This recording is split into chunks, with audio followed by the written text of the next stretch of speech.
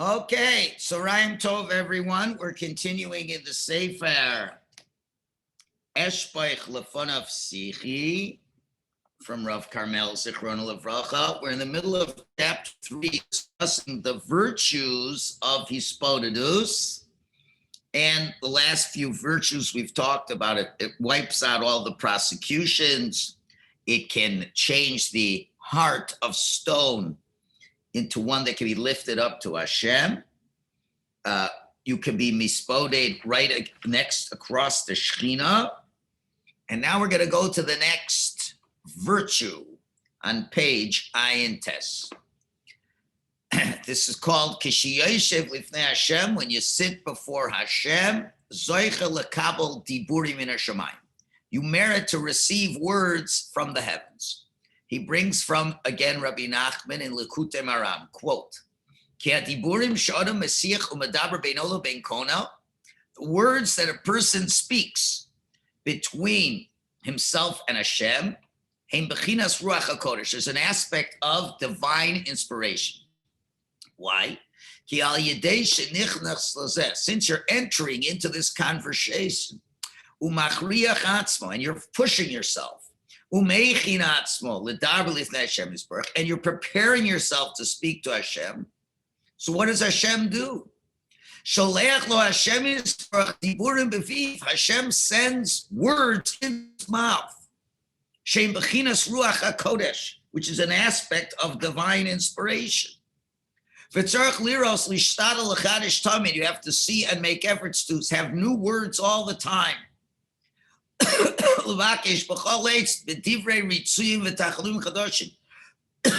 To search out every time new words of appeasement and supplication. How can I do that? You merit that through purity of heart. And you merit that by having intellectual movements in holiness. So what he's saying is, you will find new wellsprings of what to say to Hashem. Just like a person gets close to Hashem, Hashem puts words in the Navi's mouth. So what he's doing is, he's going to put words in your mouth. It's not prophecy, so to speak, but it's words of feelings that were lying inside of you that you never were aware of. He's saying these HISBODEDUS will bring you to realizations within yourself that never dawned upon you. What are these words coming out of my mouth? When did I ever say this before? When did I ever feel this way before? Well, you didn't, but they were always there. You just never made the effort to bring it out. So this becomes another one of the quote unquote benefits. I don't know how much we really think about how much we love Hashem and how much we feel that love and if we've really expressed that love. But as we get into the process of the HISBODEDUS, which is a semi-type of prophecy, you're going to prophesize to yourself, as it were, as to what those feelings are. Okay, next, these are just general ideas. It's all going to be expanded on in the basic part of the Sefer. I know everyone's excited. Let's get moving. You got to get all the introductions down. It's going to be a few more days, but we'll get to it. Just don't worry. That's why it's good to learn every day. I don't like learning a Sefer like this every week, because then it takes us 5 years and you kind of lose heart. But if you do it every day, boom, boom, boom, we're going to get there sooner than later. Okay, page pay, next virtue. Very important. When a person judges himself, so judgments are removed from him. He brings now from the Likutei Maran essay Tes Vav, how a person should judge himself. He says like this, when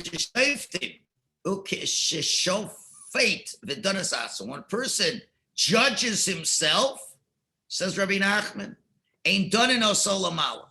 They're not going to judge him above. Why? Because this is a statement, it's a Medrash Rabbah in Shoftim. Because if there's judgments below, ain't din lamala. There's no judgments above. So what is that? The simple meaning is when Jewish courts do their job and maintain civility and law and order, then people are behaving properly. And therefore Hashem doesn't have to send any terrible punishments. But if it's a time when the shoftim are not doing their job and there's lawlessness, well, then there's going to be judgments above. Something to be really concerned about from a spiritual perspective. Many people, they're worried about the defunding the police and all the apparent pro-lawlessness or anti-police that is found in the United States now. Now, a regular person who has their mind on their heads is concerned. But what are they concerned about? They're concerned if there's no police, it's going to invite more a crime. But if you're a Torah Jew, and this is something that even the Noachites are commanded in. They only have 7 Noachite laws. It's not a big deal here. It's so interesting that before Mashiach comes, you're going to say they're not going to keep anything. I mean, used to be for a long time, at least publicly, morality was kept. I mean, if you did it privately, it was shameful and you kept it under wraps. But that's come out of the closet completely. So morality is out of the closet, right? Not believing in God. Remember, at least there was an official policy. You go to church, you believe in God. Okay, privately, you don't do what he says, but you still believe in God. But you see, they're taking God out, so we don't believe in God, and unless they're blaspheming God, and that they're immoral. They eat the flesh of a living animal. You go to China, they do it all the time. So they're getting it, but at least you figure law and order. You have to, the 7th one, the only positive one is to set up a system of justice. So they're destroying the system of justice. But what does that really mean? It means if there's no justice below, then there'll be justice above. You got to remember, it's still God's world. Even if you're a goy, it's God's world. A goy, you only have 7 mitzvahs to do, you lazy good-for-nothing goy. You can't even do the 7. You don't want nothing. Now, Jews got to really worry because we got 613, and God can pick us on many of them. And God understands he's overwhelmed us with a lot of mitzvahs. So there's already a certain degree of compassion because, it's a lot of mitzvahs. But the goyim just don't be an animal. So then Hashem says, or the same thing in Sodom.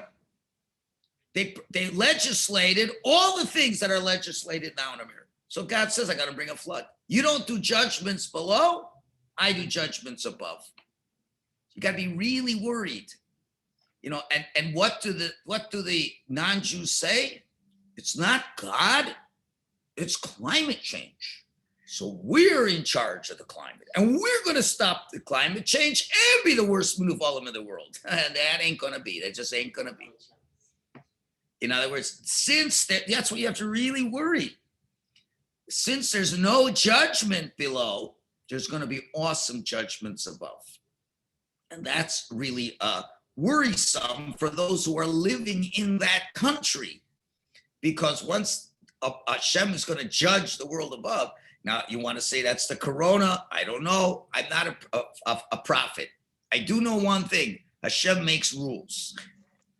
And you don't follow rules, the rules of play have to be met. Rabbi, I think that's probably every country, isn't it? There's no country. The whole world.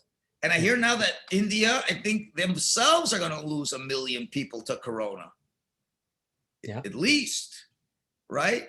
So you got to worry, if we're in this type of place. That's why Rabbi says, go to the desert. But anyway, as far as the Jews concerned, and this is what we're more worried about. So now, but what if you do make judgments below? So for us, Ein Shochan Lo Shluchei Din. Hashem does not have to send messengers of judgment. Shemehem Mishtal Shal Yira Pachad, and evolves from that fear and scariness, tsaras v'yisurim, suffering and pains. Why? Because a person who makes judgments below, he's already afraid of Hashem. He's already doing tshuva.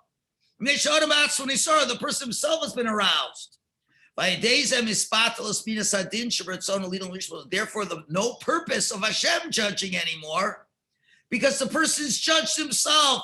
So that's always the best solution. Beat Hashem to the punch. You do an Avera. Okay. So now they're putting it on the docket. And of course, remember, everything that happens in heaven is paralleled in the world below. You wonder why it takes so long to bring a case to trial. Do you ever wonder why? It's mirroring what Hashem does. Hashem takes a long time till he brings your case to trial. Why? Because he's giving you a chance to do tshuva. You think Hashem is so incompetent? He's so backlogged because he has so much government workers working for him? No. Hashem can knock it off in one shot. But if he does that, you have no time to do tshuva. So Hashem shows you down in this world. There's such a backlog. People who broke the corona rules, right? They're getting tickets, right? When are they going to take it to court? 5 years from now. Okay, so what is that teaching us? What about all the rules you broke from Hashem? Right? Although those who are worried about the government's laws, but you don't care about Hashem's laws.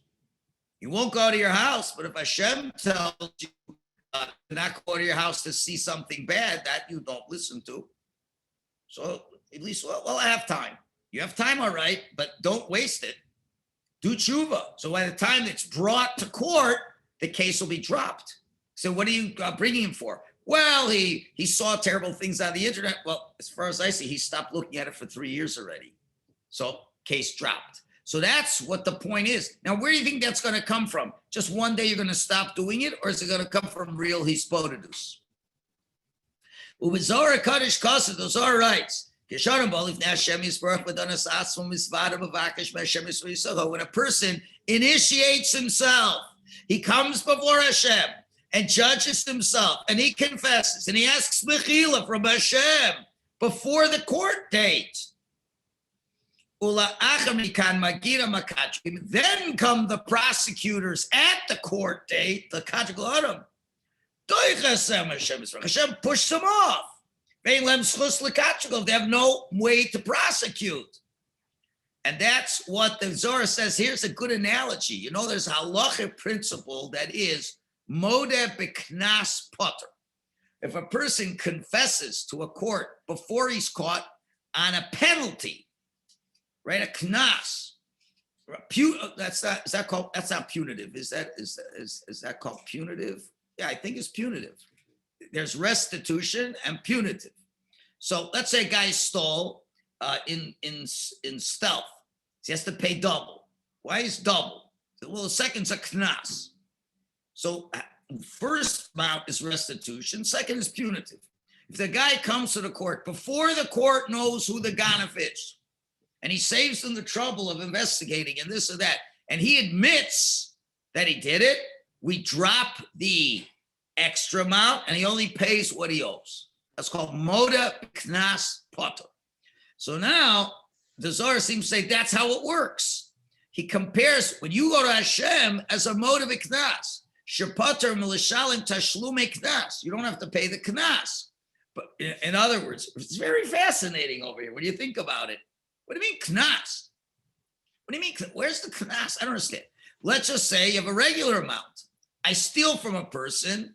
I pay what I stole. Let's say knas. Why do we apply it to Hashem to knas?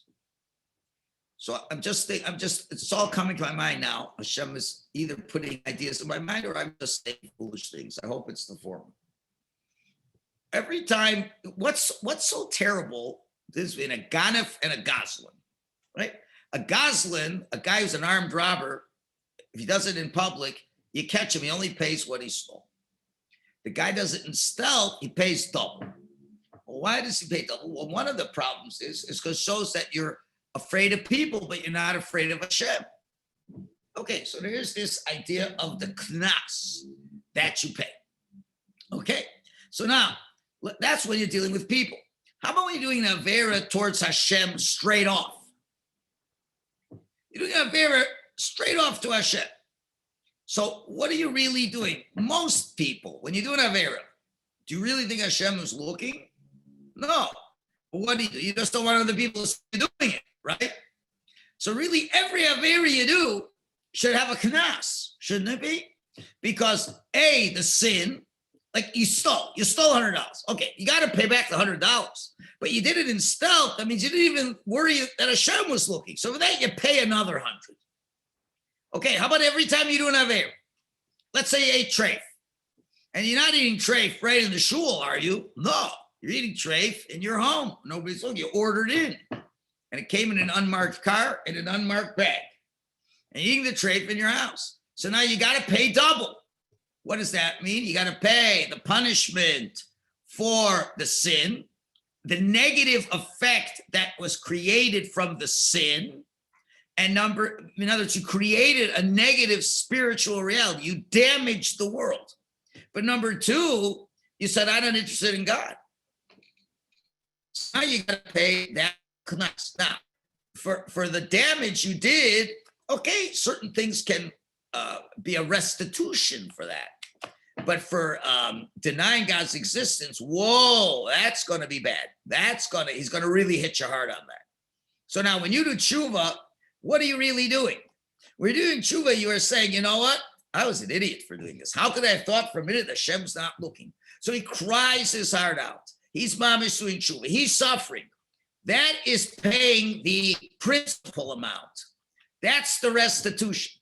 That can fix up the damage that he created in the spiritual world. What about the knas, the punitive measure?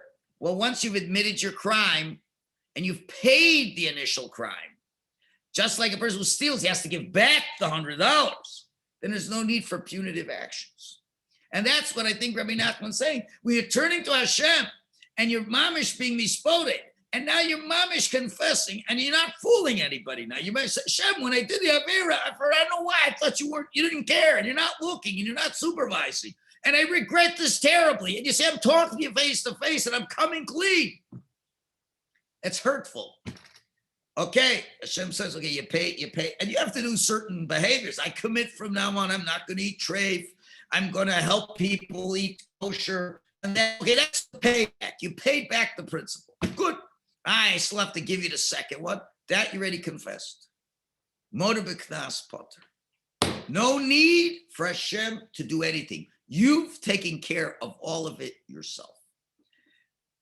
That all can happen through HISBODEDUS. Without HISBODEDUS, you're missing all that. Next point. HaMisboded, someone who has HISBODEDUS, dom el kohen gadol hayotze mikodesh hakadashim. He's like a kohen gadol who exits the holies of holies. Wow. Rabbi Ra Pam es Rabbi Aaron Rabbi Shel Breslov. The Rebbe once saw a Rabbi Aaron who was a rabbi in Breslov. Shumisboded. And he was in seclusion. Or maybe, I'm sorry, Rabbeinu Ra Pamas Rabbi, yeah. So, and he saw tears coming down his cheeks. From Allah, he says, Amar Hapaitan, the poet said, Ki Yoshev v'seiser l'chalos p'nei melech marakoin. The pasuk says, like the one who's sitting in concealment, right? To beseech before the king, Mara Kohen. That's the way the Kohen looked. Remember, on Yom Kippur, we sing this song, Mara Kohen. How the Kohen's face looked when it left. It was mama shining. So just like you were in, like, let's say you got a private meeting with the most important person in the world, who you view as, let's say you got an hour with Reb Chaim Kanievsky with a translator. A full hour, mamish. Believe me, you come out of that meeting, wow, shining like a light. Wow, now with Reb Chaim Kanievsky. Well, now you, with Kohen Gadol in the Kutcha Gadashim, it's like, you with Hashem? So what does that mean? It means, and he saw this Rebbe, tears coming out of his eyes after his HISBODEDUS. So he says, Hamarish al Kohen Gadol kashasim beis Kutcha Gadashim. How did the Kohen look when he came out of the Beis Hamikdash? It's like a person who was mamish in the private meeting with the king. So therefore, he felt that this tzaddik, when he saw his tear-streaked face after his HISBODEDUS, mamish, that guy looks like a Kohen Gadol. He mamish looks like the Kohen Gadol went out. Bechoveres shahotzi l'or achas Reb Aaron Leib Siegelman. I guess there was a pamphlet that a chassid, his name is Rabbi Lake Siegelman, Hashem Yenachem Dama, who was killed in the Holocaust. Hosif Nofech Mufla, he adds a little bit of a little branch to this story. This is already the first part of the story. The very next says, oh, it looks like you came out of the Kach Kadashim like the Kohen Gadol. So another tzaddik adds a little point. Shivim almost say there's 70 nations. Mitochim amongst them, Rak Yisrael, there's only the Jews, which are called Am Kedusha, his holy people. Umitochim Nivkar Shevet Levi, and inside that group is Shevet Levi. Shakohanim Kedoshim Lekechem. It's about the Kohanim, they are holy to their gods. Okay. Umitochim, and amongst the Kohanim is Akadosh B'Yoser HaKohen. Amongst the Levim is a Kohen. A Kohen is a holier Levi than a Levi. As it says, I'm sorry, Akadosh B'Yoser HaKohen HaGadol. I'm sorry, it's a Kohen Gadol, where it's called Nezer L'Kavosh, a crown of godliness is on his head. That's a Kohen Gadol. So let's go through the pieces over here. So left side, pay out. Shivim Lashon, there's 70 languages. Okay, 70 nations. We talk them Rak Achas. And there's only one language, the Lashon HaKodesh, the Holy Tongue. Uba, and you have in them letters that are the names of Hashem. Hashem HaKodesh, and what's the holiest of all letters? Is said in the tefillah of the Kohen Gadol on Yom Kippur, the Yud, Hey, Vav, Hey. Look what he's saying. He's saying in terms of people, you have 70 nations, and within the 7 nations, you have the Jewish people. Within the Jewish people, you have the Levim. But within the Levim, you got the Kohen Gadol, the creme de la creme of humanity. In languages, again, from 70 languages to Lashon HaKodesh, letters of Hashem, but the holiest of Hashem's name is Yud, Hey, Vav, Hey. Now, let's continue. Olam HaMalach Ulaneim. The whole world and which exists is mundane. Rak Achas here, but there's only one holy land, Israel. And then within Israel, there's 10 levels of holiness in Eretz Yisrael. And where's the highest level of holiness? It's the Kodesh HaKadoshim. Now, in terms of land, Kodesh HaKadoshim was the highest. Another one, Shinun Hayamid, there's 354 days or 365 days.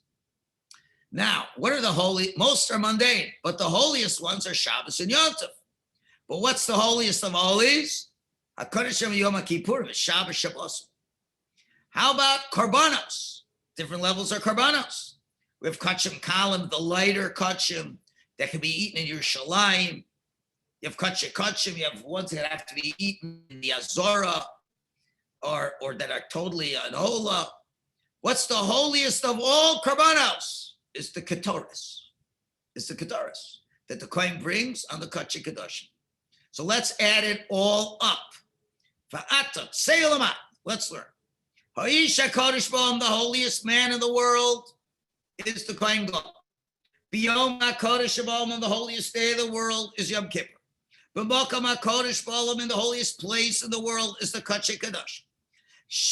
Sham Maskers Hashem HaKadosh B'Yossi, he says the holiest name, which is Yud, Hey, Vav, Hey. And Umakriv is a korban, because it brings the holiest korban, which is the Katares. Now imagine, it's like winning all 5 numbers in the Powerball lottery. Okay, I know there's more than 5, but here's this 5. 5, you got 5 for 5. Now he's in there, it's everything. When he leaves the Yom Kippur service, it's like someone who is it's the guy who was mamish talking to Hashem. Now, and when he went out, you can mamish see, the guy hit all 5 numbers. And he got to be in that presence of those 5 numbers. Well, he's going to come out flying. And what did we just say before? Rabbi said, the person who pours his heart before Hashem, like the one who pleads for his father, is like the Kohen Gadol who left. Wondrous, wondrous words. Don't minimize the greatness that you can achieve by being that person who does the HISBODEDUS. You're like that Kohen Gadol. Okay, now we got to go to the next. I don't know if you're going to lose this or not. You'll tell me. Does everybody still see the screen, the picture, the words, or have you lost it? Yeah. You got it? Yes, Rabbi. Okay, Perek Dalet. Okay, we finished Perek Gimel. We just got a couple minutes to start Perek Dalet. And now, very interesting. So short. This is very short. Dalet's short.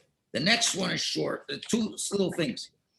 Now, how many, remember when the Mishnah Brura wrote the Sefer Shmir Saloshin? In the beginning, he talks about, I believe, 31 different mitzvahs, positive and negative, that can be performed or transgressed if you're not careful with Shmir Saloshin. So now the Rebbe is going to do the same thing with HISBODEDUS, but on the positive side. Perek Dalet, HISBODEDUS Mekayimim Kamis Aseh. When you do HISBODEDUS, HISBODEDUS itself is the fulfillment of many positive mitzvahs. Okay? And you're going to see about 12 mitzvahs. So you can say, well, it's nice in HISBODEDUS. It's a nice thing. Maybe it'll inspire me to do a mitzvah. No. HISBODEDUS done well is itself, in one form or another, fulfilling 12 mitzvahs. So therefore, you see there's a mitzvah in the HISBODEDUS. So I guess he's trying to draw those Litvaks who said, why bother HISBODEDUS? Let's just do mitzvahs. Let's just do mitzvahs. It's okay, so let's do mitzvahs. HISBODEDUS is one of 12. There's no mitzvah of HISBODEDUS. That's not a mitzvah. But HISBODEDUS is done through the vehicle or achieves a mitzvah that can be done with HISBODEDUS maybe easier than other things. So let's take a look at that. So let's begin. Aleph. Number one, mitzvah satshuva. That very well serves to do tshuva. Hanas is done for Shavuos Asa. When you judge yourself, like the 15th teaching of Rabbi Nachman. So HISBODEDUS, if done properly, is the mitzvah of teshuvah, and probably better than any time you've ever done tshuva. Beis, what else? Mitzvah tefillah. You fulfill the mitzvah of praying. Because remember, we quoted the Rambam that said, Iker kiyuma, the main fulfillment of tefillah, Shem Shalom ben Hashem. So when you ask for Hashem what you want. Davar Shev Shalasas b'tefillah Shmon Esrei. You can't really do that so much in the regular standard Shmon Esrei. Shev Shalahach ben B'Shavos. You can't really spend so much long with your request. And he sends you to the Mishnah Brura and the Likutei Amorim of the Chafetz Chaim, who says, you really can't do that because you got to answer Kaddish, Kedusha, Yemen Yehei Shmei Rabbah. You can't just sit for 25 minutes with your own supplications. You got a lot of other public responses to say. But when you're alone at a different time, you can spend an hour with your public request. And that's the main tefillah. So you fulfill the mitzvah of tefillah. Gimel. Mitzvah saseyus, fulfill the bottom mitzvah of ahavtas Hashem Elokecha. Loving Hashem. In which way? Bechelik shel haga'aguim v'akisuvim shemechel gevurus. Part of HISBODEDUS is the yearning and the longing. When you're yearning for someone, doesn't that show you love them? She's yached v'yeh bad Hashem. You're in seclusion totally with Hashem. If you're same panavei love, you turn your face to Hashem, as the Sefer Rebbeinu explains. That's 3 mitzvahs. 4th mitzvahs. How about tefillas hanitzrachos u'kim mitzvahs Talmud Torah? Let's say prayers that are necessary to succeed in learning Torah. In other words, you have a mitzvah of Talmud Torah. Well, what if you're doing a lousy job of learning? You're not getting a lot of credit for the mitzvah. But if you're praying to Hashem to help you with your learning and that accomplishes your learning becomes better, and he explodes in which way? In one aspect is to pray that I should learn properly. Let's say you're praying, I want to remember everything. I want to remember my learning. As it says, if you want to maintain what you're learning, you need divine help, which is all Tuliya B'Tefillah, which depends on prayer. So regarding remembering, and all part to understand. Because I don't understand this. I'm getting the laws of Kiddush HaChodesh and Rambam. These are very hard laws. Hashem, please help me know what the different numbers are and how you make this. As the Chazal say in Yiddish, someone wants to really understand the Torah. Yarbi Yeshiva, you should sit and learn, but also ask mercy from the one who owns the wisdom. And therefore the rabbis establish, when we say in the davening, illuminate our eyes in your Torah. Or he will open up our eyes to the Torah. Or we say in the Amida, Tochonein Laramdas, you bestow with chain intelligence. Without prayer, you're never going to merit to learn Torah properly. So that's two aspects where tefillah will help you, or HISBODEDUS will help your learning. Come on, and similarly, HISBODEDUS anu oskem b'kiyum kol haTorah mitzvah shal yidei mispal HISBODEDUS. When you do HISBODEDUS, we're engaged in fulfilling the entire Torah mitzvahs that you're praying for with HISBODEDUS, not just learning. Tefillos elu hema kli lisol tasnikes Torah. So that are all those tefillos are the tool to merit what the goal of Torah. What's the goal of Torah? Why do we learn Torah? Not just to learn Torah. Rava says, Tachlis Torah, the goal of Torah, Tshuva Masim Torah, Tshuva and good deeds. So you got 4 mitzvahs. Number 5, Kiyin Mitzvah, fulfill the mitzvah, Daf Kabo, to cleave to Hashem. Adesh also b'tefillah al precious bechaver. What are you davening? You're davening, Hashem, help me distance myself from physicality, man, gashmis. And from the lusts of this world. That's what you're trying to remove yourself from. So that you can merit to nullify yourself before Hashem and to cleave to Him. Or as it says in the Chovas Halvavos, this is the perfection of the mitzvah. Say dveikus is the fulfillment of the mitzvah of to love Hashem. But they're still considered 2 separate mitzvahs. And okay, we'll stop it on that. The next one's going to take a little bit more time to explain. We're done through the mitzvahs. And now my thing got all changed over here. And tomorrow morning, we will continue and we'll send it out so you can hear it before Shabbos. We're going to finish the mitzvahs. And then he's going to give us 18 points to what HISBODEDUS encompasses. And that's going to be a lot of basis of the continuing of the scene. As long as I can hear it before Monday. Oh, yeah. Yes. Thank you.